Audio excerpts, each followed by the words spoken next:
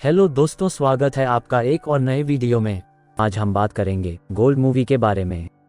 Movie की शुरुआत train के अंदर एक सुनसान इलाके से गुजरने वाली ट्रेन के साथ खुलती है। वजील नाम का एक युवा बंदा अपनी रोटी के कुछ टुकड़े खा रहा है। उसके सामने एक गरीब महिला उसे घूर रही है, लेकिन ट्रेन रुकने के बाद वह अपनी रोटी महिला को सौंप देता है और ट्रेन से नीचे उतर गया है। बाहर आते ही वह एक दुकान में जाता है और एक आदमी से पूछता है कि क्या उसने किसी आदमी को यहाँ पर देखा है, लेकिन वह आदमी बिना कोई जवाब दिए टीवी देखता रहता है। बाद में वजील बाथरूम के बारे में पूछता है, लेकिन वह सिर्फ एक इशारा करता है। कुछ देर चलने के बाद वह बाथरूम को देखता है जो गंदा और मक्खियों से भरा हुआ है। इसके बावजूद भी वजील अब मजबूर है। बाथरूम में अपने पेट के दबाव को कम करते हुए एक आदमी की आवाज़ उससे पूछती है कि क्या कोई यहाँ पर है जो बीहड़ों के उस पार जाने वाला है। यह सुनकर वजील तुरंत हाँ कहता है और वह आदमी उसका इंतजार बाहर करता है। बाहर आने के बाद वजील अपना सिर धोता है, लेकिन वह आदमी उसे चेतावनी देता है कि पानी को बर्बाद न करे तो ही बेहतर है।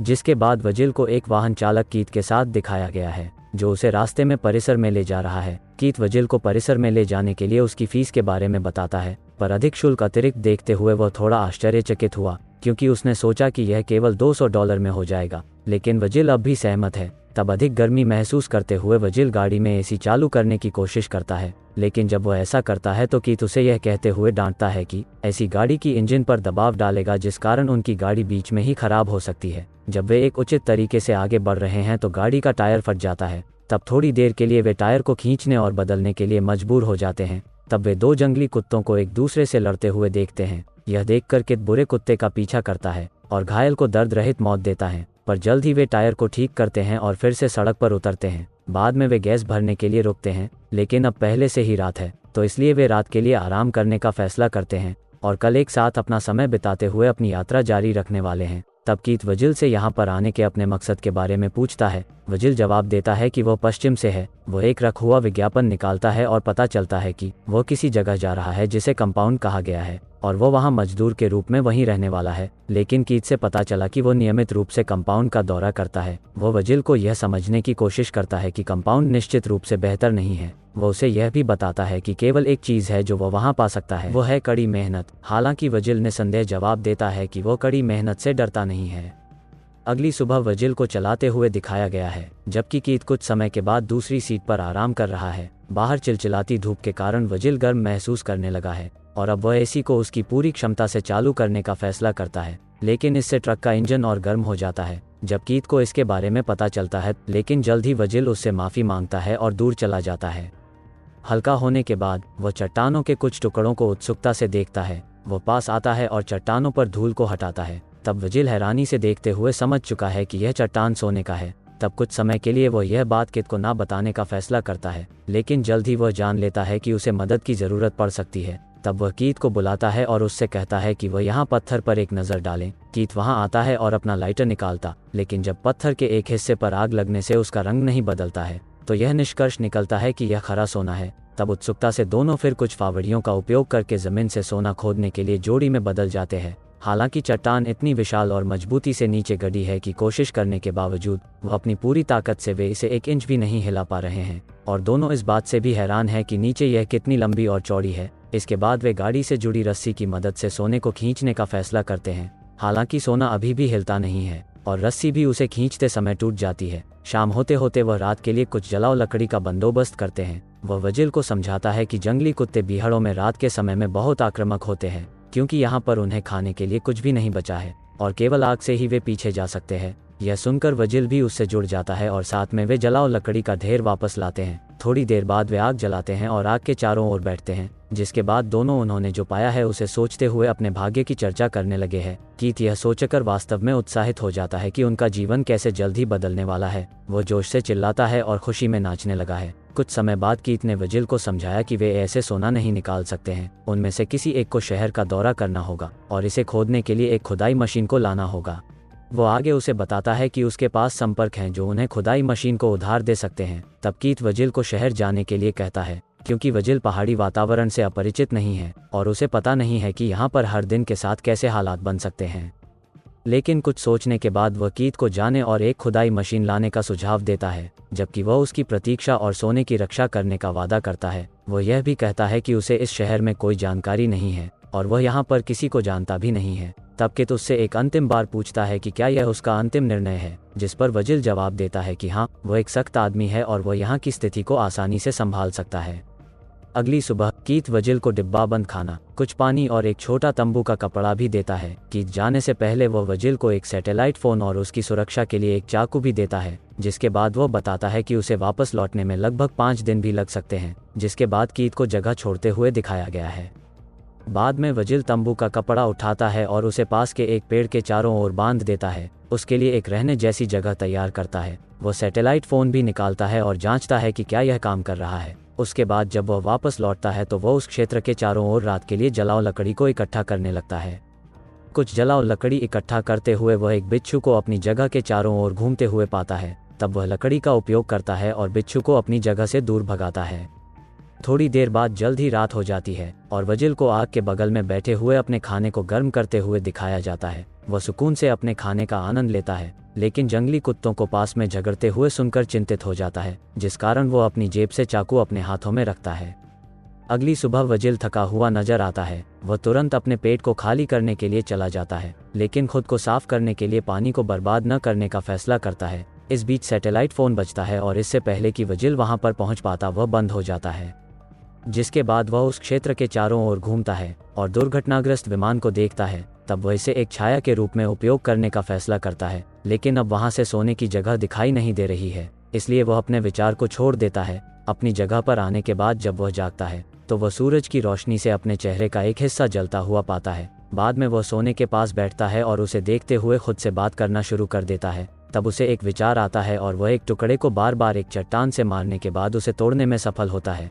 थोड़ी देर बाद कीथ उसे सैटेलाइट फ़ोन पर कॉल करता है। कीथ उसे बताता है कि उसे अधिक समय लगने वाला है, क्योंकि वहां से निकलते वक्त ही उसके ट्रक का इंजन बार बार गर्म हो रहा है। वजिल उसे बताता है कि सोने का एक छोटा सा टुकड़ा तोड़ने में वो कामयाब हो गया है। यह सुनते हुए कीथ ने सुझाव दिया कि वो सोने के ठीक बगल में बैठे और वह रात में जल्द ही वहां पहुंचने की पूरी कोशिश करेगा। रात में वजिल को सोने के बगल में बैठे देखा जा सकता है, जबकि अब कुछ जंगली कुत्ते उसके पास आते हैं। वह घबराते हुए उनसे पीछा छुड़ाने के लिए जलाओ लकड़ी का उपयोग करता है, पर अब खाने के लिए कोई खाना नहीं बचा है।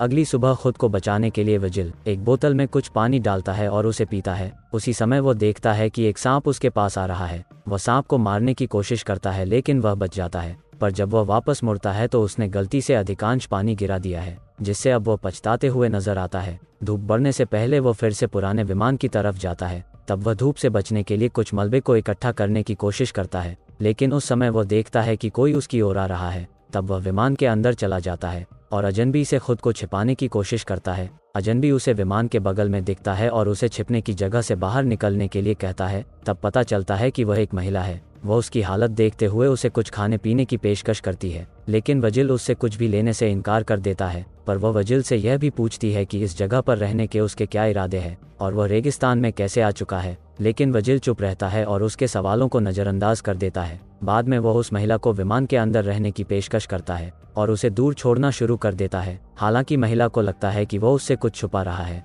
तब महिला को वजिल का पीछा करते हुए देखा जा सकता है और वह उससे इस बारे में कई सवाल पूछते हुए कि वह यहाँ कैसे पहुंचा। सवालों से चिढ़कर वजिल उससे गुस्सा करने लगा है और अब उससे कहता है कि वह उसके मामलों में हस्तक्षेप न करे। लेकिन तब महिला वजिल के रहने की जगह को नोटिस करती है और उसकी ओर चलना शुरू कर देती है, लेकिन जब वह उसकी रहने की जगह को नष्ट करने की कोशिश करती है तो वह उसे ऐसा करने से मना करता है और उसे अकेले छोड़ने के लिए कहता है, लेकिन लाख समझाने के बावजूद भी मैडम नहीं मानती। तो वजिल गुस्सा हो जाता है और उसे फावड़े से मारता है, जिससे उसकी मौके पर ही मौत हो जाती है। फिर वह उसकी बैग से सभी उपयोगी सामान लेता है और एक जगह पर उसे जल्द ही दफना देता है। लेकिन जंगली कुत्ते उस महिला की लाश को सूंघते हुए निकाल रहे हैं और उसके शरीर को खींचना शुरू करते हैं। तब वजिल ने इसे नोटिस किया और कुत्तों का पीछा किया। फिर वह महिला के शरीर को कुछ दूर तक घसीटता है और कुछ जलाओ लकड़ी का उपयोग करके उसे जला देता है। जब वह ऐसा कर रहा है, लेकिन उसकी आंखें आंसुओं से भरी हुई हैं।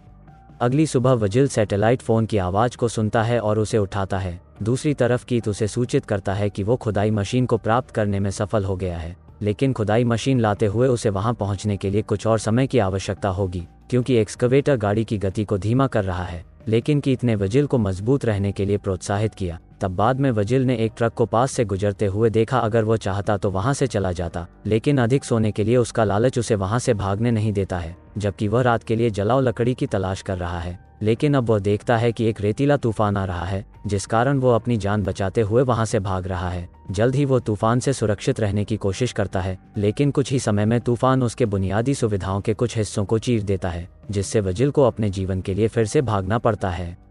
कुछ समय बाद तूफान रुक जाता है और वजिल एक रेत के ढेर से जाग जाता है, लेकिन अब देखता है कि उसके पेट में एक लकड़ी फंसी पड़ी है, जिससे उसकी परेशानी अब और बढ़ गई है। वह लकड़ी को बाहर निकालने के बजाय वह सोने की जगह की ओर रेंग रहा है, और कुछ रेत निकालने के बाद वह सोने की बड़ी चट्टान को पाता है और उस देखते हुए वह वहीं पर बेहोश हो जाता है।